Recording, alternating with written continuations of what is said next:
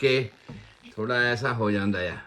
कोई गल नहीं जी, कोई गल नहीं, ओके छोटियां मोटियां होंदियां रहंदियां। हाँ जी ते जी डॉक्टर साहब तुसीं बहुत वधिया जानकारियां ਜਿਹੜੀ ਸਰੋਤੇ ਜਿਹੜੇ ਆ ਉਹ ਤੁਹਾਨੂੰ ਬਹੁਤ ਚਾਹਣ ਵਾਲੇ ਆ ਜੀ।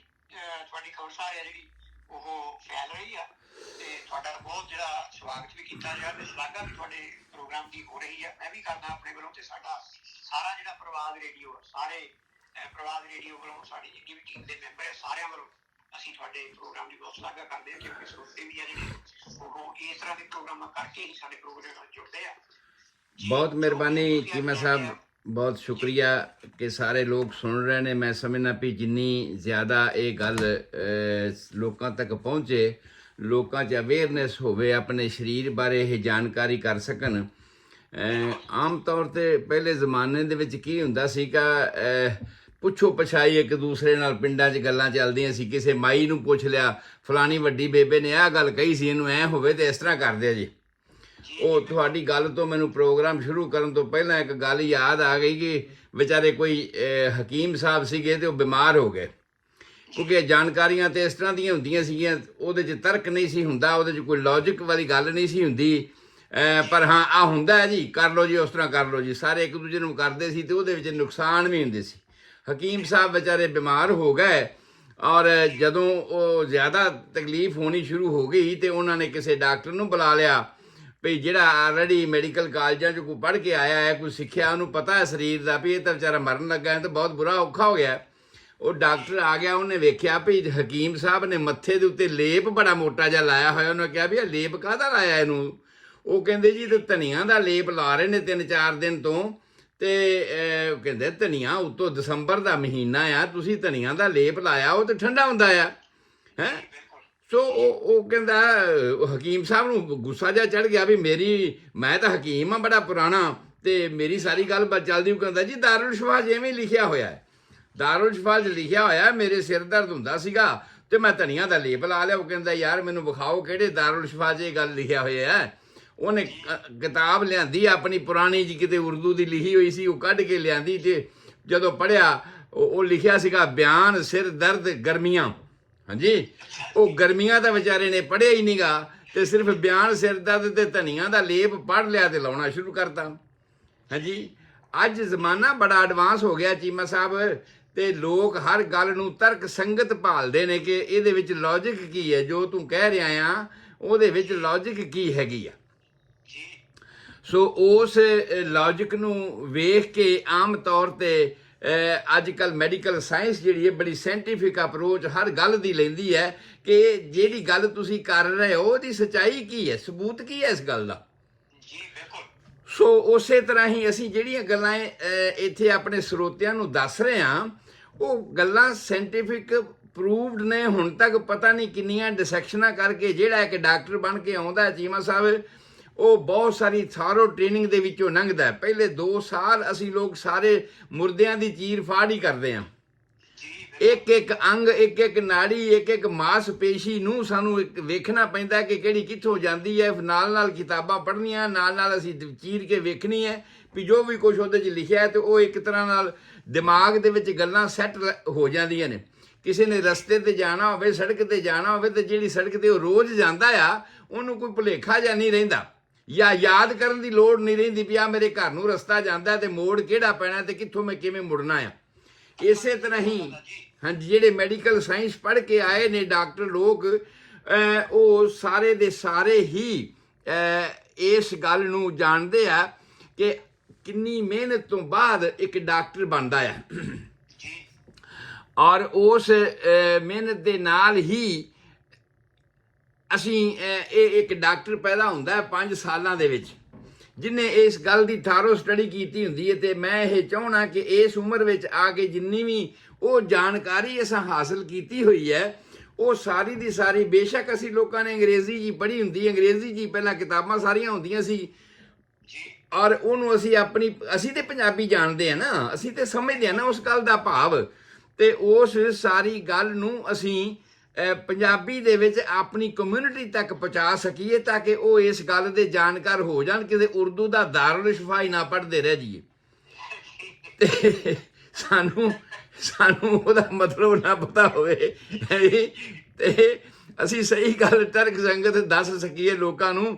ਸੋ ਇਸ ਕਰਕੇ ਤੁਹਾਡਾ ਵੀ ਸਾਰਿਆਂ ਦਾ ਬਹੁਤ ਬਹੁਤ ਧੰਨਵਾਦ ਹੈ, ਬਹੁਤ ਸ਼ੁਕਰੀਆ ਹੈ ਕਿ ਤੁਸੀਂ ਇਹ ਸਾਰੇ ਹੋਰ ਵੀ ਸੱਜਣਾ ਮਿੱਤਰਾਂ ਨੂੰ ਪ੍ਰੇਰ ਰਹੇ ਹੋ, ਪਹੁੰਚਾ ਰਹੇ ਹੋ ਇਹ ਗੱਲਾਂ ਸਾਰੀਆਂ, ਤਾਂ ਕਿ ਸਾਰੇ ਲੋਕ ਜਿੰਨੇ ਵੱਧ ਤੋਂ ਵੱਧ ਕਮਿਊਨਿਟੀ ਦੇ ਲੋਕ ਇਸ ਗੱਲ ਨੂੰ ਜਾਣਨਗੇ ਉਨੀ ਹੀ ਖੁਸ਼ੀ ਹੋਏਗੀ। ਅੱਜ ਮੇਰੇ ਕੋਲ ਇੱਕ ਪੇਸ਼ੈਂਟ ਆਇਆ, ਕਹਿੰਦੇ ਜੀ ਪ੍ਰੋਗਰਾਮ ਤੇ ਤੁਹਾਡੇ ਹੁੰਦੇ ਆ ਪਰ ਸਾਡੀ ਤੇ ਸਮਝ ਨਹੀਂ ਪੈਂਦੀ, ਅਸੀਂ ਤਾਂ ਪੰਜਾਬੀ ਨਹੀਂ ਜਾਣਦੇ, ਜੇ ਕਿਸੇ ਤੁਹਾਡੇ ਹਿੰਦੀ ਦੇ ਵਿੱਚ ਹੋਣ ਜਾਂ ਤੇਲਗੂ ਤਾਮਿਲ 'ਚ ਹੋਣ। ਮੈਂ ਕਿਹਾ ਵੀ ਹਿੰਦੀ 'ਚ ਤੇ ਮੈਂ ਕਰ ਸਕਦਾ, ਤੇਲਗੂ ਤਾਮਿਲ ਤੇ ਮੈਨੂੰ ਨਹੀਂ ਆਉਂਦੀ।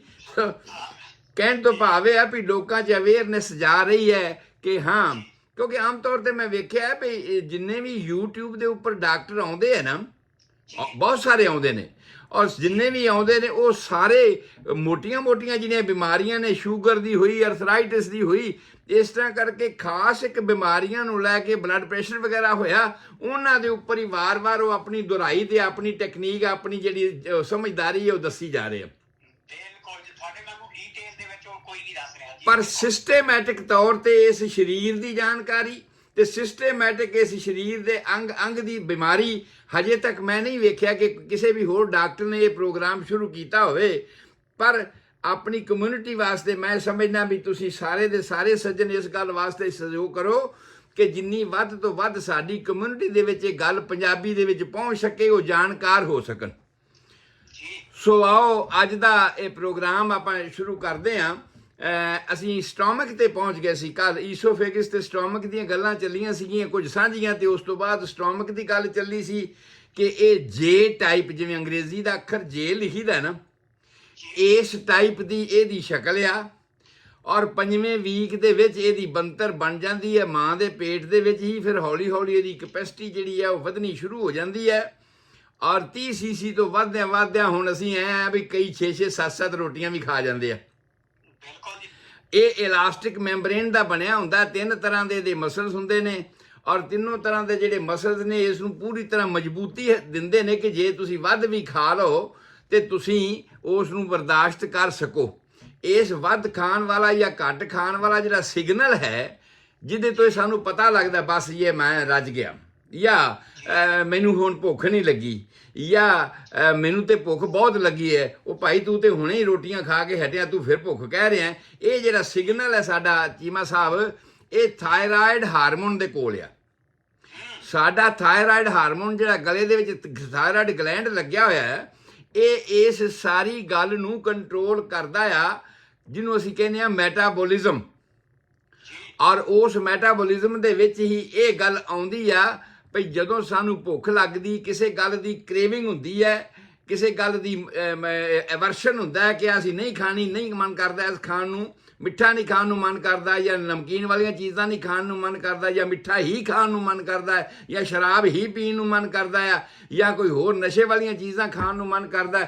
ਔਰ ਇਹ ਸਾਰੀਆਂ ਗੱਲਾਂ ਜਿਹੜੀਆਂ ਹਨ ਇਹ ਸਾਡੇ ਇਸ ਥਾਇਰਾਇਡ ਹਾਰਮੋਨ ਦੇ ਨਾਲ ਕੰਸਰਨ ਹੈਗੀਆਂ।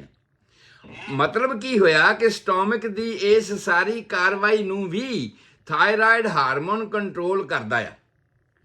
ਇੱਕ ਤਾਂ ਇਸ ਸਰੀਰ ਨੂੰ ਕੰਟਰੋਲ ਬਣਾਉਣ ਵਾਲੀ ਗੱਲ ਕਿਹੜੀ ਹੋ ਗਈ, ਹੱਡੀਆਂ ਦੀ।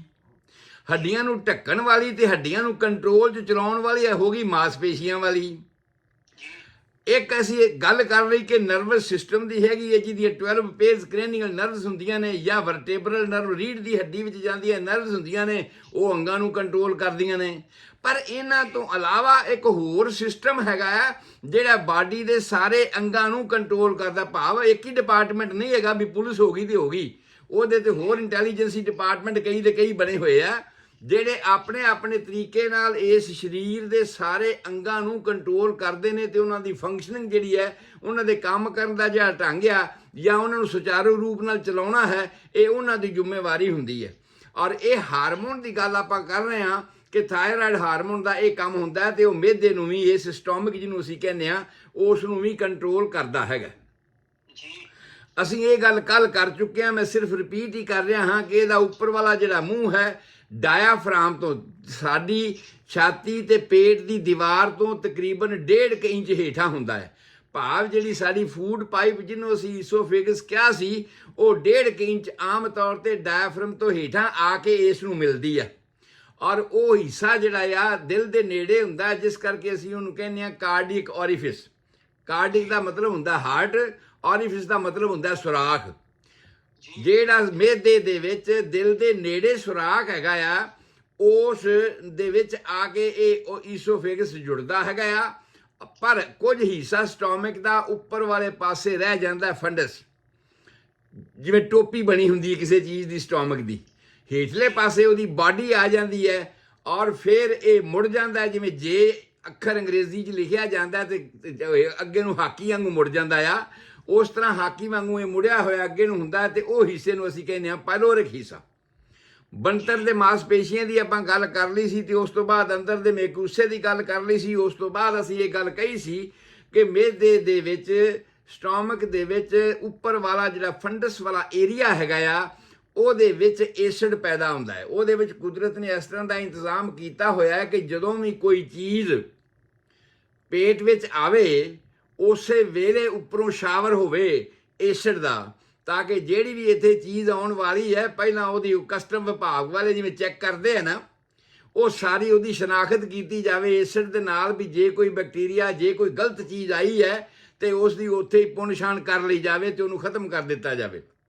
ਸੋ ਇਹ ਐਸਿਡ ਸਾਡਾ ਇੱਕ ਤਰ੍ਹਾਂ ਨਾਲ ਕਸਟਮ ਵਾਲਾ ਕੰਮ ਕਰਦਾ ਆ ਕਿ ਕੋਈ ਵੀ ਖੁਰਾਕ ਮੂੰਹ ਦੇ ਵਿੱਚ ਆਈ ਤੇ ਉਹਦੇ ਵਿੱਚ ਜੋ ਵੀ ਮੂੰਹ ਰਾਹੀਂ ਜਰਾਸੀਮ ਖੁਰਾਕ ਦੇ ਰਾਹੀਂ ਆ ਰਹੇ ਨੇ, ਉਹਨਾਂ ਨੂੰ ਮਾਰਨ ਦਾ ਕੰਮ ਉਹਦਾ ਹੈ। ਪਰ ਕਿਉਂਕਿ ਅਸਾਂ ਇਹ ਵੀ ਗੱਲ ਕਰੀ ਸੀ ਕਿ ਇੱਕ ਹੋਰ ਸਿਸਟਮ ਹੈ ਜਿਹਨੂੰ ਅਸੀਂ ਨਰਵਸ ਸਿਸਟਮ ਕਹਿੰਦੇ ਆ, ਉਹ ਵੀ ਇਸ ਮਿਹਦੇ ਨੂੰ ਕੰਟਰੋਲ ਕਰਦਾ ਹੈਗਾ ਆ। ਤੇ ਇਹਦੇ ਵਿੱਚ ਮਿਹਦੇ ਨੂੰ ਕੰਟਰੋਲ ਕਰਨ ਵਾਲੀ ਜਿਹੜੀ ਨਸ ਹੈਗੀ ਹੈ, ਜਾਂ ਤੁਸੀਂ ਨਰਵ ਕਹਿ ਸਕਦੇ ਹੋ, ਉਹਦਾ ਨਾਂ ਹੈ ਵੇਗਸ ਨਰਵ। ਵੇਗਸ ਨਰਵ ਜਿਹੜੀ ਆ ਉਹ ਬ੍ਰੇਨ ਚੋਂ ਨਿਕਲਦੀ ਹੈ, ਤੇ ਸਭ ਤੋਂ ਲੰਬੀ, ਸਰੀਰ ਦੇ ਵਿੱਚ ਸਭ ਤੋਂ ਲੰਬਾ ਏਰੀਆ ਕਵਰ ਕਰਨ ਵਾਲੀ ਵੇਨ ਜਿਹੜੀ ਹੈ ਉਹ ਵੇਗਸ ਨਰਵ ਆ। ਔਰ ਇਹ ਉੱਪਰ ਤੋਂ ਆ ਕੇ, ਅੱਜ ਸਾਡਾ ਸਿਰਫ ਟੌਪਿਕ ਇੰਨਾ ਹੀ ਹੈ, ਅਸੀਂ ਸਟੋਮਕ ਦੇ ਨਾਲ ਡੀਲ ਕਰ ਰਹੇ ਹਾਂ ਤਾਂ ਕਿ ਉਲਝਾ ਨਾ ਦਿੱਤਾ ਜਾਵੇ। ਇਹ ਸਟੋਮਕ ਦੇ ਹੇਠਲੇ ਪਾਸੇ ਨੂੰ ਸਪਲਾਈ ਕਰਦੀ ਹੈ, ਉੱਪਰੋਂ ਇਹ ਹਾਰਟ ਦੇ ਨੇੜਿਓਂ ਲੰਘ ਕੇ ਆਉਂਦੀ ਤੇ ਹਾਰਟ ਨੂੰ ਸਪਲਾਈ ਕਰਦੀ ਹੈ, ਭਾਵ ਹਾਰਟ ਨੂੰ ਵੀ ਇਹ ਕੰਟਰੋਲ ਕਰਦੀ ਹੈ। ਔਰ ਉਸ ਤੋਂ ਬਾਅਦ ਸਟੋਮਕ ਨੂੰ ਵੀ ਇਹ ਕੰਟਰੋਲ ਕਰਦੀ ਹੈ। ਉਸ ਤੋਂ ਬਾਅਦ ਸਮਾਲ ਇੰਟੈਸਟਾਈਨ ਨੂੰ ਵੀ ਇਹ ਕੰਟਰੋਲ ਕਰਦੀ ਹੈ। ਜਿੱਥੇ ਸੱਜੇ ਪਾਸੇ ਜਾ ਕੇ ਸਾਡਾ ਅਪੈਂਡਿਕਸ ਹੈਗਾ ਆ, ਉਸ ਥਾਂ ਤੇ ਵੀ ਇਹਦਾ ਕੰਟਰੋਲ ਆ। ਹਾਂਜੀ, ਸੋ ਏਡੀ ਲੰਬੀ ਇਹ ਨਰਵ ਆ, ਇਹ ਇੰਨੀਆਂ ਥਾਵਾਂ ਤੇ ਇਹਦਾ ਕੰਟਰੋਲ ਹੈਗਾ ਆ, ਥਾਂ ਥਾਂ ਦਾ। ਸੋ ਮੈਂ ਇਹ ਗੱਲ ਕਹਿ ਰਿਹਾ ਸੀ ਬਈ ਫੂਡ ਗਿਆ ਮਿਹਦੇ ਦੇ ਵਿੱਚ, ਉਸ ਵੇਲੇ ਤਾਂ ਐਸਿਡ ਨੇ ਸ਼ਾਵਰ ਕਰਨਾ ਹੀ ਕਰਨਾ ਆ, ਉਸ ਵੇਲੇ ਤਾਂ ਐਸਿਡ ਨੇ ਆਉਣਾ ਹੀ ਆਉਣਾ ਹੈਗਾ। ਪਰ ਕਈ ਵੇਰਾਂ ਜਿਹੜੀ ਇਹ ਸਾਡੀ ਨਰਵ ਹੈ ਉਹ ਜ਼ਿਆਦਾ ਸਟਿਮੂਲੇਟ ਹੋ ਜਾਵੇ, ਜ਼ਿਆਦਾ ਹਾਈਪਰ ਐਕਟਿਵ ਹੋ ਜਾਵੇ, ਜਿਹੜੀ ਆਮ ਤੌਰ ਤੇ ਐਂਗਜ਼ਾਇਟੀ, ਮਾਨਸਿਕ ਪਰੇਸ਼ਾਨੀ, ਟੈਨਸ਼ਨ ਰਹਿਣ ਦੇ ਨਾਲ, ਲਗਾਤਾਰ ਬਲੱਡ ਪ੍ਰੈਸ਼ਰ ਰਹਿਣ ਦੇ ਨਾਲ, ਜਾਂ ਜਿਹੜੇ ਲੋਕ ਇੱਕ ਆਦਤਨ ਯਾਰ ਥੋੜਾ ਜਿਹਾ ਤਕਲੀਫ ਹੁੰਦੀ, ਜਿਹੜਾ ਖਾ ਲਓ ਟੈਲੇਨੋਲ ਜਾਂ ਖਾ ਲਓ ਆਈਬੂਪਰੋਫਨ, ਥੋੜੀ ਜਿਹੀ ਤਕਲੀਫ ਹੋਈ ਖਾ ਲਓ ਯਾਰ ਆਈਬੂਪਰੋਫਨ, ਖਾ ਲਓ ਟੈਲੇਨੋਲ, ਭਾਵ ਜਿਹੜੇ ਇਸ ਤਰ੍ਹਾਂ ਦੀਆਂ ਨਾਨ ਸਟੀਰਾਇਲ ਮੈਡੀਸਿਨਸ ਆਮ ਓਵਰ ਦੀ ਕਾਊਂਟਰ ਲੈ ਕੇ ਤੇ ਆਮ ਰੂਟੀਨ 'ਚ ਹੀ ਖਾਂਦੇ ਰਹਿੰਦੇ ਨੇ, ਉਹਨਾਂ ਦੇ ਕਰਕੇ ਵੀ ਇਹ ਵੇਗਸ ਨਰਵ ਸਟਿਮੂਲੇਟ ਹੋ ਜਾਂਦੀ ਹੈ। ਤੇ ਬਿਨਾਂ ਖੁਰਾਕ ਖਾਇਆ ਵੀ ਇਹ ਐਸਿਡ ਸਟਿਮੂਲੇਟ ਹੋ ਕੇ ਮਿਹਦੇ ਦੇ ਵਿੱਚ ਆਉਣਾ ਸ਼ੁਰੂ ਹੋ ਜਾਂਦਾ ਹੈ। ਜਦੋਂ ਤੱਕ ਖੁਰਾਕ ਹੈਗੀ ਹੈ ਉਦੋਂ ਤਾਂ ਉਸ ਐਸਿਡ ਨੂੰ ਉਸਨੇ ਵਿੱਚ ਮਿਕਸ ਅਪ ਹੋ ਗਿਆ ਤੇ ਉਹਨੇ ਨੁਕਸਾਨ ਨਹੀਂ ਕਰਨਾ। ਪਰ ਜਦੋਂ ਤੁਹਾਡੀ ਮਾਨਸਿਕ ਪਰੇਸ਼ਾਨੀ ਦੇ ਕਰਕੇ ਐਸਾ ਹੋ ਗਿਆ, ਉਸ ਵੇਲੇ ਤਾਂ ਅੰਦਰ ਕੋਈ ਖੁਰਾਕ ਨਹੀਂ ਹੈ, ਤੇ ਇਹ ਜਿਹੜਾ ਫੁਹਾਰਾ ਉੱਪਰੋਂ ਚੱਲਿਆ ਐਸਿਡ ਦਾ, HCl ਦਾ, ਉਹ ਸਿੱਧਾ ਮਿਹਦੇ ਦੀਆਂ ਦੀਵਾਰਾਂ ਦੇ ਨਾਲ ਲੱਗੇਗਾ ਔਰ ਹੇਠਲੇ ਪਾਸੇ ਤੱਕ ਚਲਾ ਜਾਏਗਾ। ਜਦੋਂ ਅਸੀਂ ਇਸ ਨੂੰ ਸਮਝਦੇ ਹਾਂ ਵੀ ਖੁਰਾਕ ਨੇ ਮਿਕਸ ਹੋ ਕੇ ਤੇ ਬੈਕਟੀਰੀਆ ਨੂੰ ਖਤਮ ਕਰ ਦਿੱਤਾ, ਕਈ ਵੇਰਾਂ ਕੁਝ ਕਾਰਨਾਂ ਦੇ ਕਰਕੇ, ਜਿਹੜੇ ਆ ਮੈਂ ਹੁਣ ਦੱਸਿਆ ਤੁਹਾਨੂੰ, ਭਈ ਕੋਈ ਲੋਕ ਆਮ ਹੀ ਆਦਤ ਨਹੀਂ ਜਿਹੜੇ ਨੇ ਕੁਝ ਦਵਾਈਆਂ ਖਾਂਦੇ ਰਹਿੰਦੇ ਆ, ਬਿਨਾਂ ਲੋੜ ਤੋਂ ਹੀ ਖਾਈ ਜਾਂਦੇ ਨੇ। ਯਾਰ ਮਾੜੀ ਮੋਟੀ ਗੱਲ ਹੋਈ ਤੇ ਚਲਾ ਖਾ ਲਓ, ਜਾਂ ਟੈਲੇਨੋਲ ਖਾ ਲਓ ਜੀ, ਆਈਬੂਪ੍ਰੋਫਨ ਖਾ ਲਓ ਜੀ, ਹੋਰ ਇਸ ਤਰ੍ਹਾਂ ਦੀਆਂ ਹੋਰ ਓਵਰ ਦੀ ਕਾਊਂਟਰ ਦਵਾਈਆਂ ਜਿਹੜੀ ਆਮ ਖਾਂਦੇ ਰਹਿੰਦੇ ਨੇ, ਉਹਨਾਂ ਨੂੰ ਪਤਾ ਨਹੀਂ ਹੁੰਦਾ ਵੀ ਇਹਨਾਂ ਦੇ ਸਾਈਡ ਇਫੈਕਟ ਵੀ ਕੀ ਹੋ ਸਕਦੇ ਨੇ। ਇਹਦੇ ਨਾਲ ਇਹ ਨਰਵ ਜਿਹੜੀਆਂ ਨੇ ਇਹ ਸਟਿਮੂਲੇਟ ਹੁੰਦੀਆਂ ਨੇ, ਮਿਊਕਸ ਮੈਂਬਰੇਨ ਜਿਹੜੇ ਸਟਿਮੂਲੇਟ ਹੁੰਦੇ ਨੇ, ਜਿਹਦੇ ਕਰਕੇ ਵਾਈਬ੍ਰੇਸ਼ਨ ਨਹੀਂ ਹੁੰਦੀ। ਜੇ ਤਾਂ ਇੱਕ ਬੰਦਾ ਲੰਘਿਆ ਤੇ ਕੈਮਰੇ ਨੇ ਨੋਟ ਕਰ ਲਿਆ ਵੀ ਬੰਦਾ ਲੰਘਿਆ, ਤੇ ਜੇ ਉਤੋਂ ਹਵਾ ਵੀ ਲੰਘ ਕੇ ਜਾਵੇ ਤੇ ਕੈਮਰਾ ਕੰਟਰੋਲ ਕਰਕੇ ਵੇਖ ਲੈ ਵੀ ਕੁਛ ਲੰਘ ਗਿਆ ਤੇ ਭੁਲੇਖਾ ਪੈ ਸਕਦਾ ਹੈ ਨਾ। ਠੀਕ ਇਸੇ ਤਰ੍ਹਾਂ ਦਾ ਭੁਲੇਖਾ ਇਸ ਐਸਿਡ ਪ੍ਰੋਡਿਊਸਿੰਗ ਸੈੱਲਾਂ ਨੂੰ ਵੀ ਪੈ ਸਕਦਾ ਆ, ਜੇ ਅਸੀਂ ਇਹੋ ਜਿਹੀਆਂ ਦਵਾਈਆਂ ਖਾਂਦੇ ਰਹਿੰਦੇ ਹਾਂ ਤਾਂ। ਜਿੰਨੇ ਵੀ ਮੇਰੇ ਵੀਰ ਸੁਣ ਰਹੇ ਨੇ ਇਸ ਗੱਲ ਨੂੰ ਬੜਾ ਧਿਆਨ ਨਾਲ ਸੁਣਨ ਕਿ ਭਾਈ ਵਾਰ-ਵਾਰ ਤੇ ਨਿੱਕੀ ਨਿੱਕੀ ਗੱਲ ਕਰਕੇ ਸਰੀਰ ਨੂੰ ਸਮਾਂ ਦਿਓ, ਕਿਉਂਕਿ ਸਰੀਰ ਆਪਣੇ ਆਪ ਨੂੰ ਠੀਕ ਕਰਨ ਦੇ ਕਾਬਿਲ ਹੈ ਆਮ ਸਧਾਰਨ ਗੱਲਾਂ ਵਾਸਤੇ। ਜਦੋਂ ਇਹਦੇ ਤੋਂ ਕੰਟਰੋਲ ਨਾ ਹੋਊਗੀ ਕੋਈ ਗੱਲ, ਉਸ ਵੇਲੇ ਤੁਹਾਨੂੰ ਸਿਗਨਲ ਦੇਗਾ ਕਿ ਭਾਈ ਕੋਈ ਉਪਰਾਲਾ ਕਰ ਲਓ। ਮੈਂ ਮਿਸਾਲ ਦਿਆਂ ਕਿ ਰਾਤ ਤੁਸੀਂ ਨਾਈਟ ਵਰਕ ਕੀਤਾ ਹੈ, ਓਵਰ ਵਰਕ ਕੀਤਾ ਆ, ਤੇ ਹੁਣ ਸਵੇਰੇ ਫਿਰ ਤੁਹਾਨੂੰ ਕੰਮ ਤੇ ਜਾਣਾ ਪੈ ਗਿਆ ਤੇ ਤੁਸੀਂ ਆਖਿਆ ਯਾਰ ਸਿਰ ਦਰਦ ਕਰਦਾ, ਗੋਲੀ ਖਾ ਲਓ। ਹੁਣ ਗੋਲੀ ਖਾਣ ਦੀ ਤਾਂ ਲੋੜ ਨਹੀਂ, ਤੁਸੀਂ ਤਾਂ ਓਵਰ ਯੂਜ਼ ਕੀਤਾ ਉਹਦਾ। ਸਰੀਰ ਇੱਕ ਦਿਨ ਤਾਂ ਉਹ ਜਿਹੜੀ ਨਾਈਟ ਵਾਚਿੰਗ ਹੈ, ਜਿਹੜੀ ਤੁਸੀਂ ਰਾਤ ਵੀ ਕੰਮ ਕੀਤਾ ਹੈ, ਉਹਨੂੰ ਵੀ ਬਰਦਾਸ਼ਤ ਕਰ ਲੂਗਾ। ਉਤੋਂ ਤੁਸੀਂ ਉਹਨੂੰ ਦਵਾਈ ਐਕਸਟਰਾ ਦੇਣੀ ਸ਼ੁਰੂ ਕਰ ਦਿੱਤੀ, ਜ਼ਬਰਦਸਤੀ ਅਫੀਮ ਖਵਾ ਕੇ ਵਾਢੀ ਵਢਾਉਣ ਵਾਲੀ ਗੱਲ ਕਰ ਲਈ, ਤੇ ਜੇ ਇਹ ਸਿਲਸਿਲਾ ਰੋਜ਼ ਦਾ ਹੋ ਗਿਆ ਤੇ ਬੜਾ ਔਖਾ ਹੋ ਜਾਏਗਾ। ਸਰੀਰ ਨੇ ਗਿਵ ਅਪ ਕਰ ਦੇਣਾ।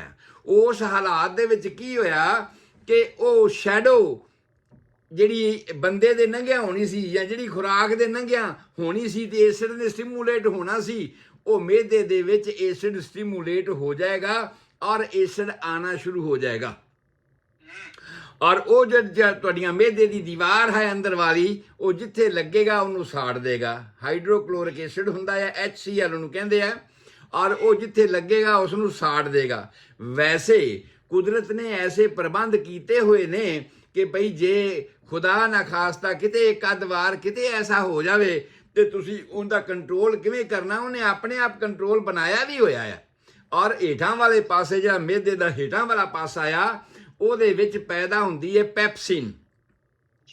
ਐਸਿਡ ਨੂੰ ਐਂਟੀਡੋਟ ਕਰਨ ਵਾਸਤੇ ਐਲਕਲਾਈਨ ਮਟੀਰੀਅਲ ਹੈਗਾ ਪੈਪਸਿਨ। ਤੁਸੀਂ ਆ ਵੇਖਿਆ ਨਾ ਬਾਜ਼ਾਰਾਂ ਦੇ ਵਿੱਚ ਓਵਰ ਦੀ ਕਾਂਟ ਪੀਲੇ ਪੀਲੇ ਰੰਗ ਦੇ ਨਾ ਬੜੇ ਟੌਨਿਕਸ ਜਿਹੇ ਪਏ ਹੁੰਦੇ ਨੇ, ਪੈਪਸਿਨ ਵਗੈਰਾ ਤੇ ਹੋਰ ਐਂਟਾਸਿਡ ਵਗੈਰਾ, ਉਹਨਾਂ ਤੇ ਬਹੁਤ ਕੁਝ ਲਿਖਿਆ ਹੁੰਦਾ ਹੈ, ਐਲੂਮੀਨੀਅਮ ਹਾਈਡਰੋਕਸਾਈਡ ਲਿਖਿਆ ਹੁੰਦਾ ਆ।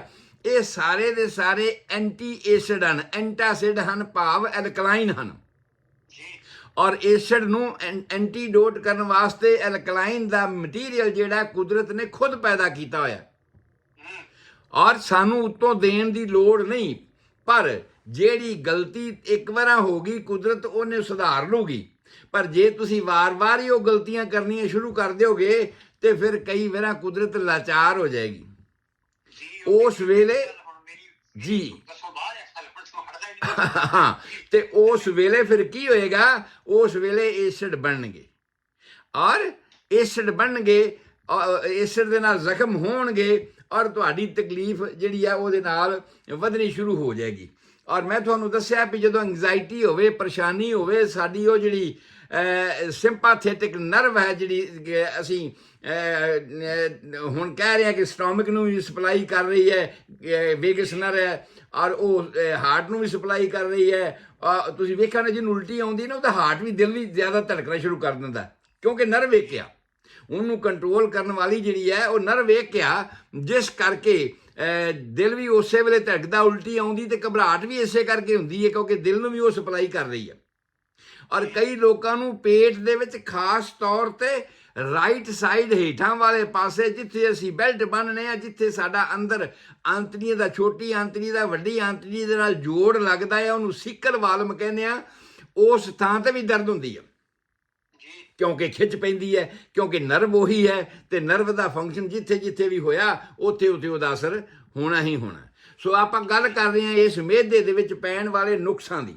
ਆਮ ਤੌਰ ਤੇ ਸਧਾਰਨ ਗੱਲ ਹੋਈ ਤੇ ਤੁਸੀਂ ਚਲੋ ਠੀਕ ਹੈ, ਕਿਤੇ ਨਾ ਕਿਤੇ ਵੱਧ ਪਰਹੇਜ਼ੀ ਤਾਂ ਹੋ ਹੀ ਜਾਂਦੀ, ਕਿਤੇ ਨਾ ਕਿਤੇ ਕੋਈ ਨਾ ਕੋਈ ਗਲਤੀ ਤੇ ਹੋ ਹੀ ਜਾਂਦੀ ਹੈ।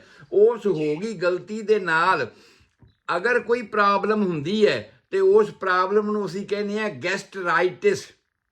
ਜੀ ਜਿੱਥੇ ਜਿੱਥੇ ਵੀ ਟਿਸ ਲੱਗਦਾ ਆ ਅੰਗਰੇਜ਼ੀ ਦੇ ਵਿੱਚ ਉਹਦਾ ਮਤਲਬ ਹੁੰਦਾ ਇਨਫਲਾਮੇਸ਼ਨ, ਜੀ ਥੋੜੀ ਬਹੁਤ ਸੋਜ, ਇਨਫਲਾਮੇਸ਼ਨ। ਤੇ ਮੈਂ ਇਨਫਲਾਮੇਸ਼ਨ ਦੀਆਂ ਨਿਸ਼ਾਨੀਆਂ ਅੱਗੇ ਸਾਰਿਆਂ ਨੂੰ ਦੱਸ ਚੁੱਕਿਆ ਵੀ ਇੱਕ ਤਾਂ ਉੱਥੇ ਰੈਡਨੈਸ ਹੋਏਗੀ, ਜੀ ਇੱਕ ਲਾਲੀ ਹੋਏਗੀ, ਜੇ ਬਾਹਰ ਹੋਏਗਾ ਤਾਂ ਲਾਲ ਦਿਸੇਗਾ ਤੇ ਗਰਮ ਹੋਏਗਾ ਜਿੱਥੇ ਖੂਨ ਜ਼ਿਆਦਾ ਆ ਜਾਏਗਾ, ਪੇਨ ਦਰਦ ਹੋਏਗੀ ਉਹਦੇ ਵਿੱਚ, ਔਰ ਉਹ ਹਿੱਸੇ ਦੇ ਵਿੱਚ ਕੰਮ ਕਰਨ ਦੀ ਜਿਹੜੀ ਹੈਗੀ ਹੈ ਤਾਕਤ ਹੈ ਉਹ ਘਟ ਜਾਏਗੀ।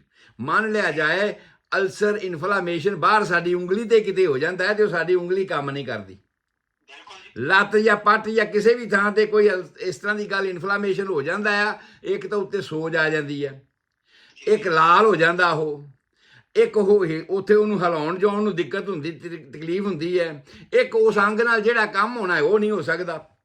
ਬਿਲਕੁਲ ਤੇ ਹੁਣ ਗੈਸਟ ਮਤਲਬ ਸਟੋਮਿਕ, ਗੈਸਟਰਾਈਟਿਸ ਸਟੋਮਕ ਦੇ ਵਿੱਚ ਸੋਜ ਹੋ ਗਈ ਹੈ, ਸਟੋਮਕ 'ਚ ਇਨਫਲਾਮੇਸ਼ਨ ਹੋ ਗਿਆ ਹੈ। ਸੋ ਮਤਲਬ ਇਹ ਸਾਰੀਆਂ ਨਿਸ਼ਾਨੀਆਂ ਜਦੋਂ ਆਉਣਗੀਆਂ ਤਾਂ ਉਸ ਨੂੰ ਅਸੀਂ ਕਹਿੰਦੇ ਆ ਗੈਸਟਰਾਈਟਿਸ। ਜੀ ਅੱਗੇ ਅਸੀਂ ਅਜੇ ਵੈਸੇ ਉਹ ਚੈਪਟਰ ਸਾਡਾ ਕੱਲ੍ਹ ਨੂੰ ਆਉਣਾ ਹੈ ਆਂਤੜੀਆਂ ਵਾਲਾ, ਕਿਉਂਕਿ ਆਂਤੜੀਆਂ ਦੀਆਂ ਬਹੁਤ ਸਾਰੀਆਂ ਬਿਮਾਰੀਆਂ ਨੇ ਤੇ ਇੱਥੇ ਅਮਰੀਕਾ ਦੇ ਵਿੱਚ ਵੀ ਹਰ ਦੇਸ਼ ਦੇ ਵਿੱਚ ਤਕਰੀਬਨ ਹੈਗੀਆਂ ਨੇ। ਗੈਸਟਰੋਐਂਟਰਾਈਟਿਸ ਨਾ ਕਰਕੇ ਡਾਕਟਰ ਆਮ ਲੋਕ ਕਹਿੰਦੇ ਨੇ, ਦੱਸਦੇ ਆ ਤੁਹਾਨੂੰ, ਤੈਨੂੰ ਤੇ ਵੀ ਗੈਸਟਰੋਐਂਟਰਾਈਟਿਸ ਹੋ ਗਈ। ਭਾਵ ਮਿਹਦੇ ਵਿੱਚ ਵੀ ਉਹੀ ਗੱਲ ਆ ਤੇ ਆਂਤੜੀਆਂ ਦੇ ਵਿੱਚ ਵੀ ਉਹੀ ਗੱਲ ਆ। ਜਦੋਂ ਇਸ ਤਰ੍ਹਾਂ ਦੀ ਗੱਲ ਹੋ ਜਾਵੇ, ਭਾਵ ਕੀ ਹੋਇਆ ਕਿ ਉਹ ਜਿਹੜਾ ਐਕਸੈਸ ਐਸਿਡ ਸੀ, ਉਹ ਜਿਹੜਾ ਪੈਪਸਿਨ ਤੋਂ ਕੰਟਰੋਲ ਨਹੀਂ ਕੀਤਾ ਗਿਆ ਐਸਿਡ ਸੀ, ਉਹ ਮਿਹਦੇ ਵਿੱਚੋਂ ਨਿਕਲ ਕੇ ਆਂਤੜੀਆਂ ਦੇ ਵਿੱਚ ਪਹਿਲੇ ਹਿੱਸੇ ਡਿਊਡੀਨਮ ਦੇ ਵਿੱਚ ਜਾਣਾ ਸ਼ੁਰੂ ਹੋ ਗਿਆ, ਅੱਗੇ ਆਂਤੜੀਆਂ ਦੇ ਵਿੱਚ ਵੀ ਪਹੁੰਚੇਗਾ। ਔਰ ਜਦੋਂ ਇਹ ਪਹੁੰਚੇਗਾ ਤੇ ਜਿੱਥੇ ਜਿੱਥੇ ਜਾਏਗਾ ਉੱਥੇ ਫਿਰ ਇਹ ਆਪਣੇ ਨਿਸ਼ਾਨ ਛੱਡੇਗਾ, ਉਹ ਅੰਦਰ ਦਾ ਮਿਊਕਸ ਮੈਂਬਰੇਨ ਹੈ ਉਸ ਨੂੰ ਖਰਾਬ ਕਰੇਗਾ, ਉਹਦੇ ਵਿੱਚ ਜ਼ਖਮ ਹੋ ਜਾਣਗੇ। ਅੱਛਾ, ਜਦੋਂ ਇਹ ਗੱਲ ਹੋ ਜਾਏਗੀ ਫਿਰ ਕੀ ਹੋਏਗਾ? ਤੁਹਾਨੂੰ ਕਿਵੇਂ ਪਤਾ ਲੱਗਾ ਵੀ ਇਹ ਹੋ ਗਈ ਹੈ? ਉਸ ਵੇਲੇ ਹੋਏਗੀ ਬਦ ਹਜ਼ਮੀ, ਭਸਡਕਾਰ, ਪੇਟ ਦਾ ਬਲੋਏਟਡ ਹੋਣਾ, ਡਿਸਟੈਂਡਡ ਐਬਡੋਮਨ, ਪੇਟ ਜਿਵੇਂ ਗੈਸ ਬਣਨੀ, ਇਹ ਸਾਰੀਆਂ ਗੱਲਾਂ ਹੋਣਗੀਆਂ। ਔਰ ਉਹਦੇ ਨਾਲ ਹੀ ਹੋਏਗਾ ਪੈਪਟਿਕ ਅਲਸਰ ਤੇ ਗੈਸਟ੍ਰਿਕ ਅਲਸਰ। ਹਾਲਾਂਕਿ ਦੋਵੇਂ ਇੱਕੋ ਹੀ ਗੱਲਾਂ ਨੇ, ਪੈਪਟਿਕ ਅਲਸਰ ਤੇ ਗੈਸਟ੍ਰਿਕ ਅਲਸਰ ਦੇ ਪਿਛਲੇ ਪਾਸੇ ਦੇ ਜਿਹੜੇ ਕਾਰਨ ਨੇ ਉਹ ਤੇ ਉਹੀ ਨੇ, ਐਸਿਡ ਦਾ ਹੀ ਹੈ। ਪਰ ਅਸੀਂ ਗੈਸਟ੍ਰਿਕ ਅਲਸਰ ਉਹਨੂੰ ਕਹਿੰਦੇ ਆ ਜਿਹੜੇ ਆਮ ਤੌਰ ਤੇ ਮਿਹਦੇ ਦੀਆਂ ਦੀਵਾਰਾਂ ਦੇ ਵਿੱਚ ਹੁੰਦੇ ਨੇ, ਸਟੋਮਕ ਦੇ ਵਿੱਚ ਹੁੰਦੇ ਨੇ। ਜਦੋਂ ਉਹ ਹੇਠਾਂ ਵਾਲੇ ਹਿੱਸੇ ਦੇ ਵਿੱਚ, ਪਾਈਲੋਰਿਕ ਹਿੱਸੇ ਦੇ ਵਿੱਚ ਹੁੰਦੇ ਨੇ, ਜਾਂ ਅੱਗੇ ਵਾਲਾ ਜਿਹੜਾ ਪਹਿਲਾ ਆਂਤੜੀ ਦਾ ਹਿੱਸਾ ਡਿਊਡੀਨਮ ਹੈ ਉਹਦੇ ਵਿੱਚ ਹੁੰਦੇ ਨੇ, ਤੇ ਅਸੀਂ ਉਹਨੂੰ ਫਿਰ ਕਹਿੰਦੇ ਆ ਪੈਪਟਿਕ ਅਲਸਰ। ਦੋਹਾਂ ਦੀ ਡਿਵੀਜ਼ਨ ਦੇ ਵਿੱਚ ਫਰਕ ਕੀ ਰਹਿ ਗਿਆ ਭਈ ਜਦੋਂ ਕਿਸੇ ਦੁੱਖ ਦੀ ਥਾਂ ਤੇ ਤੁਸੀਂ ਹੱਥ ਲਗਾਓ ਤੇ ਦਰਦ ਉਸੇ ਵੇਲੇ ਹੋਣਾ ਸ਼ੁਰੂ ਹੋ ਜਾਏਗਾ। ਇਸੇ ਤਰ੍ਹਾਂ ਹੀ ਜਦੋਂ ਤੁਸੀਂ ਖੁਰਾਕ ਖਾਈ ਤੇ ਜ਼ਖਮ ਮਿਹਦੇ ਵਿੱਚ ਹੋ ਗਿਆ, ਉਹਨੂੰ ਅਸੀਂ ਗੈਸਟ੍ਰਿਕ ਅਲਸਰ ਕਹਿ ਦਿੱਤਾ, ਤੇ ਉਸੇ ਵੇਲੇ ਰੋਟੀ ਖਾਂਦੇ ਹੀ ਦਰਦ ਹੋਣੀ ਸ਼ੁਰੂ ਹੋ ਗਈ, ਕਿਉਂਕਿ ਉਹ ਜ਼ਖਮ ਛਿੱਲਿਆ ਗਿਆ, ਉਸੇ ਵੇਲੇ ਦਰਦ ਸ਼ੁਰੂ ਹੋ ਗਈ। ਪਰ ਅਸੀਂ ਕਹਿੰਦੇ ਹਾਂ ਕਿ ਉਹ ਜਿਹੜੀ ਖੁਰਾਕ ਖਾਧੀ ਹੋਈ ਹੈ ਉਹ ਮਿਹਦੇ ਦੇ ਵਿੱਚ ਜਾ ਕੇ ਤੇ ਉਸ ਤੋਂ ਬਾਅਦ 2 ਘੰਟਿਆਂ ਬਾਅਦ ਇਸ ਮਿਹਦੇ 'ਚੋਂ ਬਾਹਰ ਜਾਣੀ ਸ਼ੁਰੂ ਹੋ ਜਾਂਦੀ ਹੈ। ਜਿਹੜੇ ਵੀ ਗੈਸਟ੍ਰਿਕ ਜੂਸਿਸ ਇਹਦੇ ਵਿੱਚ ਰਲਣ ਵਾਲੇ ਹਨ, ਕਈ ਚੀਜ਼ਾਂ ਨੂੰ ਹਜ਼ਮ ਕਰਨ ਵਾਲੇ, ਜਿਵੇਂ ਮੈਂ ਕੱਲ੍ਹ ਦੱਸਿਆ ਸੀ, ਆਇਰਨ ਨੂੰ ਹਜ਼ਮ ਕਰਨ ਵਾਸਤੇ ਇੱਥੇ ਐਂਜ਼ਾਈਮਸ ਬਣਦੇ ਨੇ, ਔਰ ਪੈਪਸਿਨ ਹੈ ਜਾਂ ਐਸਿਡ ਹੈ, ਇਹ ਮਿਕਸ ਹੋ ਕੇ ਫੂਡ 2 ਘੰਟਿਆਂ ਬਾਅਦ ਬਾਹਰ ਜਾਣਾ ਸ਼ੁਰੂ ਹੋ ਗਿਆ। ਤੇ ਜੇ ਅਲਸਰ ਪੈਪਟਿਕ ਅਲਸਰ ਹੋਇਆ, ਭਾਵ ਡਿਊਡੀਨਲ ਵਾਲੇ ਏਰੀਏ ਦੇ ਵਿੱਚ ਹੋਇਆ, ਪਾਈਲੋਰਿਕ ਓਪਨਿੰਗ ਦੇ ਕੋਲੇ ਹੋ ਰਿਹਾ, ਤੇ ਉਸ ਵੇਲੇ ਦਰਦ ਹੋਏਗੀ ਥੋੜੀ ਦੇਰ ਬਾਅਦ। ਅਸੀਂ ਉਹਨੂੰ ਕਿਵੇਂ ਲੈਂਦੇ ਆ ਕਿ ਪੇਨ ਇਨ ਬਿਟਵੀਨ ਮੀਲਸ, ਅੰਗਰੇਜ਼ੀ ਦੇ ਵਿੱਚ ਅਸੀਂ ਇਹ ਕਹਾਂਗੇ ਕਿ ਖੁਰਾਕ ਖਾਈ ਨੂੰ ਕੁਝ ਸਮਾਂ ਹੋ ਗਿਆ, ਅਗਲੀ ਖੁਰਾਕ ਖਾਣ ਦਾ ਜੇ ਸਮਾਂ ਨਹੀਂ ਹੋਇਆ, ਉਸ ਸਮੇਂ ਦੇ ਵਿੱਚ ਦਰਦ ਦਾ ਹੋਣਾ। ਭਾਵ ਇਨ ਬਿਟਵੀਨ ਜਦੋਂ ਦਰਦ ਹੋਵੇਗੀ, ਖੁਰਾਕ ਦੇ ਮੱਧ ਵਿੱਚ ਖਾ ਚੁੱਕੇ ਹੋ ਤੁਸੀਂ, ਵਾਹਵਾ ਦੇਰ ਹੋ ਗਈ, 2-2.5 ਘੰਟੇ ਹੋ ਗਏ ਹੁਣ ਤੁਹਾਨੂੰ, ਔਰ ਉਦੋਂ ਦਰਦ ਹੁੰਦੀ ਹੈ। ਉਹਦਾ ਮਤਲਬ ਕੀ ਹੈ ਕਿ ਖੁਰਾਕ ਉਹ ਐਸਿਡ ਵਾਲੀ ਰਲੀ ਹੋਈ ਉਹਨਾਂ ਜ਼ਖਮਾਂ ਦੇ ਉੱਪਰ ਹੁਣ ਲੱਗ ਰਹੀ ਹੈ, ਮਿਹਦੇ ਵਿੱਚੋਂ ਨਿਕਲ ਕੇ ਅੱਗੇ ਜਾ ਰਹੀ ਹੈ। ਹਾਂਜੀ, ਸਿੰਪਟਮ ਜਿਹੜੇ ਆ ਉਹ ਦੋਹਾਂ ਦੇ ਇੱਕੋ ਹੀ ਆ। ਸਿੰਪਟਮ ਸਾਰੇ ਜਿੰਨੀਆਂ ਵੀ ਗੈਸਟ੍ਰਿਕ ਦੀਆਂ ਬਿਮਾਰੀਆਂ ਨੇ, ਆਪਾਂ ਕੱਲੀ ਪੇਟ ਤੱਕ ਲਿਮਟ ਰੱਖ ਰਹੇ ਹਾਂ ਕਿਉਂਕਿ ਬਹੁਤ ਲੰਬਾ ਚੈਪਟਰ ਹੈ, ਜੇ ਕਈ ਦਿਨ ਅਜੇ ਹੋਰ ਚੱਲਣਾ ਹੈ ਆਪਣਾ ਆਂਤੜੀਆਂ ਵਾਲਾ ਤੇ ਜਿਹੜਾ ਪੇਟ ਦਾ ਸਿਸਟਮ ਆ। ਇਸ ਕਰਕੇ ਇਹ ਜਿਹੜਾ ਪੈਪਟਿਕ ਅਲਸਰ ਹੋਵੇ, ਗੈਸਟ੍ਰਿਕ ਅਲਸਰ ਹੋਵੇ, ਗੈਸਟਰਾਈਟਿਸ ਹੋਵੇ, ਗੈਸਟ੍ਰੋਇੰਟਰਾਈਟਿਸ ਹੋਵੇ, ਇਹਨਾਂ ਸਾਰੀਆਂ ਗੱਲਾਂ ਦੇ ਵਿੱਚ ਹੀ ਬਦ ਹਜਮੀ ਹੋਣੀ ਬਹੁਤ ਲਾਜ਼ਮੀ ਹੈ। ਤੇ ਇਹ ਸਿੰਪਟਮ ਪਹਿਲਾਂ ਹੁੰਦਾ ਆ ਜਿਹੜਾ ਹੋਣਾ ਸ਼ੁਰੂ ਹੋ ਜਾਂਦਾ ਵੀ ਜੀ ਕੱਚਾ ਹੁੰਦਾ ਹੈ, ਉਲਟੀ ਜੀ ਆਉਣ ਨੂੰ ਮਨ ਕਰਦਾ ਆ, ਘਬਰਾਹਟ ਜੀ ਹੁੰਦੀ ਹੈ। ਇਹ ਸਾਰੀਆਂ ਗੱਲਾਂ, ਘਬਰਾਹਟ ਜਿਹੜੀ ਹੈ ਉਹ ਸਾਡੀ ਉਸ ਵੇਗਸ ਨਰਵ ਦੇ ਕਰਕੇ ਹੈਗੀ ਹੈ। ਉਲਟੀ ਆਉਣ ਨੂੰ ਜੀ ਕੱਚਾ ਹੁੰਦਾ ਹੈ ਕਿਉਂਕਿ ਸਾਡਾ ਐਸਿਡ ਉਹਦੇ 'ਚ ਵੱਧ ਗਿਆ ਹੈਗਾ ਆ। ਇਸ ਕਰਕੇ ਇਹ ਐਸਿਡ ਰਿਫਲੈਕਸ ਔਰ ਹੇਠਾਂ ਵਾਲਾ ਸੁਰਾਖ ਜਿਹੜਾ ਆ ਜਿਹਨੂੰ ਪਾਈਲੋਰਿਕ ਓਪਨਰ ਕਿਹਾ ਹੈ, ਜਿਹੜਾ ਜੇ ਦੀ ਕੁੰਡੀ ਮੁੜੀ ਹੋਈ ਹੈ, ਉਸ ਥਾਂ ਤੇ ਕੰਸਟ੍ਰਿਕਸ਼ਨ ਹੈ, ਬੰਦ ਆ, ਤਾਂ ਕਿ ਇਹ ਜਿਹੜਾ ਮਿਹਦੇ ਦੇ ਵਿੱਚ ਖੁਰਾਕ ਆਈ ਇਹਦੇ 'ਚ ਪੂਰੀ ਤਰ੍ਹਾਂ ਐਸਿਡ ਦੇ ਪੈਪਸਿਨ ਘੁਲ ਜਾਣ ਤੇ ਸਾਰੇ ਬੈਕਟੀਰੀਆ ਵਗੈਰਾ ਨੂੰ ਮਾਰ ਦੇਣ। ਇਸ ਕਰਕੇ ਉਹ ਐਸਿਡ ਰਲਿਆ ਹੋਇਆ ਫੂਡ ਅਗਰ ਬਹੁਤ ਜ਼ਿਆਦਾ ਐਸਿਡ ਹੋ ਗਿਆ ਹੈ ਤੇ ਬਰਦਾਸ਼ਤ ਨਹੀਂ ਹੋ ਰਿਹਾ ਤੇ ਮਿਹਦਾ ਇਸ ਨੂੰ ਉੱਪਰ ਵਾਲੇ ਪਾਸੇ ਉਛਾਲਦਾ ਹੈ, ਜਿਹਨੂੰ ਅਸੀਂ ਕਹਿੰਦੇ ਹਾਂ ਉਲਟੀ। ਹੁਣ ਉਲਟੀ ਨੇ ਫੋਰਸੀਬਲੀ ਨਿਕਲਣਾ ਹੈ, ਜ਼ਬਰਦਸਤੀ ਨਿਕਲਣਾ ਆ, ਜ਼ੋਰ ਲੱਗ ਕੇ ਨਿਕਲਣਾ ਆ। ਤੇ ਜ਼ੋਰ ਲੱਗ ਕੇ ਉਹਨੇ ਪਹਿਲਾਂ ਕਾਰਡਿਕ ਔਰੀਫਿਸ ਨੂੰ ਪਹਿਲੇ ਦਰਵਾਜ਼ੇ ਨੂੰ ਖੋਲਣਾ, ਫਿਰ ਡਾਇਆਫ੍ਰੈਗਮੈਟਿਕ ਦਰਵਾਜ਼ੇ ਨੂੰ ਖੋਲਣਾ ਆ, ਫਿਰ ਐਪੀਗਲੋਟਿਸ ਤੱਕ ਜਾਣਾ ਆ। ਔਰ ਇੰਨੇ ਦਰਵਾਜ਼ੇ ਜ਼ਬਰਦਸਤੀ ਇੱਕ ਕਿਸੇ ਨੇ ਜ਼ੋਰ ਨਾਲ ਖੋਲਣੇ ਹੋਣ ਤੇ ਤੁਸੀਂ ਅੰਦਾਜ਼ਾ ਲਾਓ ਵੀ ਸਰੀਰ ਦਾ ਕੀ ਹਾਲ ਹੋਊਗਾ। ਇਸ ਦਰਵਾਜ਼ਾ ਉਹ ਜਿਹੜਾ ਹੁੰਦਾ ਫਿਰ ਜੀ ਇੱਕ ਪਾਸੇ ਨੂੰ ਖੁੱਲਦਾ ਤੇ ਉਹ ਉਲਟ ਪਾਸੇ ਨੂੰ ਖੋਲਿਆ ਤਾਂ ਉਹ ਤਾਂ ਇੱਕ ਕਿਸਮ ਦਾ ਦਰਵਾਜ਼ਾ ਪੱਟਣ ਵਾਲੀ ਗੱਲ ਹੋ ਗਈ। ਇਹ ਦਰਵਾਜ਼ੇ ਇਸ ਤਰ੍ਹਾਂ ਦੇ ਆ ਚੀਮਾ ਸਾਹਿਬ, ਜਿਵੇਂ ਬੋਰੀ ਆਪਾਂ ਕਣਕ ਦੀ ਭਰੀ ਹੋਵੇ ਤੇ ਉੱਤੋਂ ਉਹਦਾ ਮੂੰਹ ਰੱਸੀ ਨਾਲ ਬੰਨ੍ਹਣੇ ਆ ਨਾ, ਜਾਂ ਪੁਕਾਨਾ ਅਸੀਂ ਫਲਾਉਣੇ ਆ ਤੇ ਉਹਦਾ ਪੁਕਾਨੇ ਦਾ ਅੱਗੋਂ ਮੂੰਹ ਬੰਨ੍ਹਣੇ ਆ। ਇਹ ਇਸ ਤਰ੍ਹਾਂ ਦੇ ਦਰਵਾਜ਼ੇ ਨੇ। ਕੰਸਟ੍ਰਿਕਸ਼ਨ, ਘੁੱਟਣ ਕੀਤੀ ਹੋਈ ਹੈ ਇੰਨੀ ਜ਼ਿਆਦਾ ਰੱਸੀ ਦੇ ਨਾਲ ਕਿ ਮੂੰਹ ਬੰਦ ਆ, ਹੁਣ ਇਹਦੇ 'ਚੋਂ ਕੋਈ ਚੀਜ਼ ਨਿਕਲ ਨਹੀਂ ਸਕਦੀ। ਪਰ ਇਹਨਾਂ ਨੂੰ ਜ਼ਬਰਦਸਤੀ ਜਦੋਂ ਅੰਦਰੋਂ ਖੋਲ੍ਹਣਾ ਆ ਤੇ ਤੁਸੀਂ ਹਿਸਾਬ ਲਾਓ ਵੀ ਕਿੰਨੇ ਕੁ ਜ਼ੋਰ ਨਾਲ ਹੋਊਗਾ ਤੇ ਉਸ ਵੇਲੇ ਸਰੀਰ ਕਿੰਨਾ ਔਖਾ ਹੈ। ਸਾਰਿਆਂ ਨੇ ਕਿਤੇ ਨਾ ਕਿਤੇ ਤਾਂ ਇਹ ਤਜਰਬਾ ਕੀਤਾ ਹੀ ਹੋਣਾ ਵੀ ਜਦੋਂ ਉਲਟੀ ਆਉਂਦੀ ਤੇ ਕਿੰਨਾ ਸਰੀਰ ਔਖਾ ਹੁੰਦਾ। ਉਲਟੀ ਆਉਂਦੀ ਹੈ ਬਹੁਤ ਸਰੀਰ ਔਖਾ ਹੁੰਦਾ ਹੈ, ਇਸੇ ਕਰਕੇ ਹੀ ਔਖਾ ਹੁੰਦਾ ਹੈ ਵੀ ਇੰਨੇ ਦਰਵਾਜ਼ੇ, ਇੰਨੇ ਸੁਰਾਖ ਖੋਲ ਕੇ ਇਸ ਦੇ ਮੂੰਹ ਦੇ ਵਿੱਚੋਂ ਬਾਹਰ ਨਿਕਲਣਾ ਹੁੰਦਾ ਔਰ ਜ਼ਬਰਦਸਤੀ ਨਿਕਲਣਾ ਹੁੰਦਾ ਹੈ।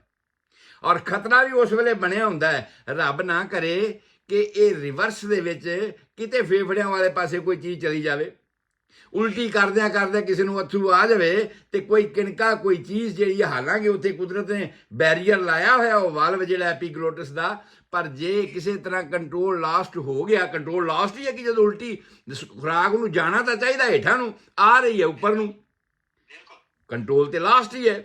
ਪਰ ਉਸ ਕੰਟਰੋਲ ਲਾਸਟ ਦੇ ਵਿੱਚ ਇੱਕ ਅਗਰ ਇਹ ਚੀਜ਼ ਵੀ ਸ਼ਾਮਲ ਹੋ ਜਾਂਦੀ ਹੈ ਤੇ ਫਿਰ ਉਹ ਜਿਹੜਾ ਐਪੀਗਲੋਟਿਸ ਵਾਲਾ ਏਰੀਆ ਹੈ ਉਹ ਵੀ ਅਗਰ ਇਸ ਤਰ੍ਹਾਂ ਕੰਟਰੋਲ ਲਾਸਟ ਹੋ ਗਿਆ ਤੇ ਫੇਫੜਿਆਂ ਵਿੱਚ ਵੀ ਜਾ ਸਕਦੀ ਹੈ।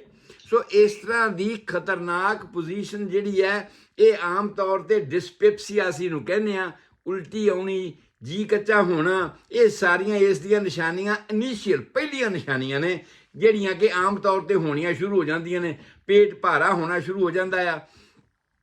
ਕੁਝ ਲੋਕਾਂ ਨੂੰ ਜਿਨ੍ਹਾਂ ਨੂੰ ਜ਼ਿਆਦਾਤਰ ਉਲਟੀ ਆਉਣ ਦੀ ਹੀ ਆਦਤ ਹੁੰਦੀ ਹੈ, ਉਲਟੀ ਆਉਣ ਦੀ ਹੀ ਹੈਬਿਟ ਬਣ ਜਾਂਦੀ ਹੈ ਉਹਨਾਂ ਦੀ, ਉਹਦਾ ਮਤਲਬ ਕੀ ਆ ਕਿ ਅੰਤੜੀ ਦਾ ਬਹੁਤ ਲੰਬਾ ਏਰੀਆ ਉਹ ਖੁਰਾਕ ਅੱਗੇ ਨਹੀਂ ਜਾ ਸਕੀ। ਪੈਰੀਸਟਾਲਟਿਕ ਮੋਸ਼ਨ ਮੈਂ ਦੱਸਿਆ ਸੀ ਤੁਹਾਨੂੰ ਕਿ ਗਡੋਏ ਵਾਂਗੂ ਚੱਲ ਕੇ ਸਾਡੀ ਖੁਰਾਕ ਅੱਗੇ ਜਾਂਦੀ ਹੈ। ਨੰਬਰ 2 ਉਹ ਰਿਵਾਲਵਿੰਗ ਜਾਂਦੀ, ਸਿੱਧੀ ਨਹੀਂ ਪਰਨਾਲੇ ਵਿੱਚੋਂ ਹੇਠਾਂ ਡਿੱਗਦੀ। ਇਸ ਕਰਕੇ ਉਹਨੇ ਗੁਲਾਈ 'ਚ ਘੁੰਮ ਕੇ ਜਾਣਾ ਹੁੰਦਾ ਅੰਤੜੀਆਂ ਦੇ ਵਿੱਚ, ਜਿਸ ਕਰਕੇ ਹੇਠਾਂ ਨੂੰ ਨਿਕਲਣਾ ਮਿਹਦੇ ਵਿੱਚੋਂ ਇੱਕਦਮ ਆਸਾਨ ਨਹੀਂ ਹੁੰਦਾ। ਉੱਪਰ ਨੂੰ ਜ਼ੋਰ ਪੈਂਦਾ ਹੈ ਤੇ ਇਹ ਦਰਵਾਜ਼ੇ ਖੋਲ ਕੇ ਜਦੋਂ ਉਲਟੀ ਆਉਂਦੀ ਉਹ ਵੀ ਬੜਾ ਔਖਾ ਕੰਮ ਹੁੰਦਾ ਆ।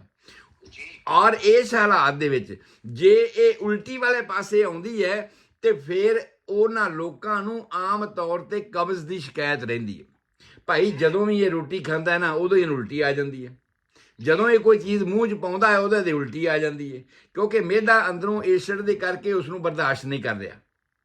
ਔਰ ਹੇਠਾਂ ਜਾਣ ਦਾ ਸਮਾਂ ਹੈ ਨਹੀਂਗਾ, ਹੇਠਾਂ ਜਾਣ ਵਾਸਤੇ ਬਹੁਤ ਲੰਬਾ ਰਸਤਾ ਹੈਗਾ ਤੇ ਕੁਦਰਤ ਸੋਚਦੀ ਹੈ ਵੀ ਜਾਨ ਬਚੀ ਰਵੇ, ਜਿੱਥੋਂ ਛੇਤੀ ਨਿਕਲ ਸਕਦਾ ਇਹਨੂੰ ਕੱਢ ਦਿਓ। ਇਸ ਕਰਕੇ ਸਾਨੂੰ ਉਲਟੀ ਕਰਨ ਲੱਗਿਆ ਔਖਾਈ ਹੁੰਦੀ ਹੈ ਤੇ ਆਮ ਤੌਰ ਤੇ ਉਲਟੀ ਜ਼ਿਆਦਾਤਰ ਆਉਣੀ ਸ਼ੁਰੂ ਹੋ ਜਾਂਦੀ ਹੈ। ਦੂਸਰੀ ਗੱਲ, ਜਦੋਂ ਜਦੋਂ ਖੁਰਾਕ ਖਾਈ ਨੂੰ ਸਮਾਂ ਹੋ ਜਾਵੇ, ਪੈਪਟਿਕ ਅਲਸਰ ਵਾਲੀਆਂ ਗੱਲਾਂ ਹੋਣ, ਉਸ ਵੇਲੇ ਸਾਡਾ ਪਾਈਲੋਰਿਕ ਓਪਨਿੰਗ ਜਿਹੜਾ ਆ